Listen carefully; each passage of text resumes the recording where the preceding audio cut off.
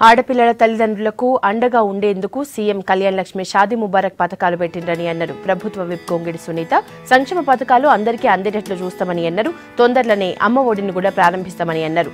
జనగామ జిల్లా గుండాల మండలంలో తిరిగిన సునీత కళ్యాణ లక్ష్మి లబ్ధిదారులకు చెక్కుల్ని పంచున్నారు.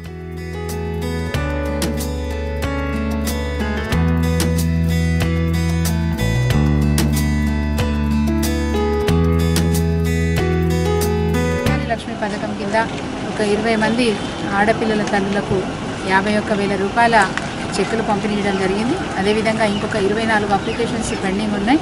మరి గతంలో ఈ మండలం నల్గొండ జిల్లాలో ఉండేది కాబట్టి మరి అప్లికేషన్స్ వెరిఫై చేసి పంపించడంలో జాప్యం జరిగింది.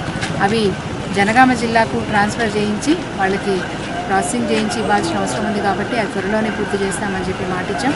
అదేవిధంగా మరి సాదా బైనామాలు గౌరవ ముఖ్యమంత్రి గారు నిజంగా చాలా లోతుగా ఆలోచించి ఇటు ఆడపిల్లల పెళ్లిళ్ళే కాదు ప్రతి ఒక్కరికి కూడా అండదండగా ఉండే విధంగా ఈరోజు ఎవరైతే తెల్ల కాగితాల మీద కొనుగోలు చేసి మరి ఇప్పటివరకు పట్టాలు లేకుండా ఇబ్బందులు పడుతూ ఉన్నారో వాళ్ళందరికీ కూడా పట్టాలు ఇవ్వాల్సిందిగా మరి ఆదేశించారు. కాబట్టి సాదా బైనామాల దరఖాస్తులు వచ్చినట్టుగా ఎంక్వైరీ జరిపించి మరి ఎవరైతే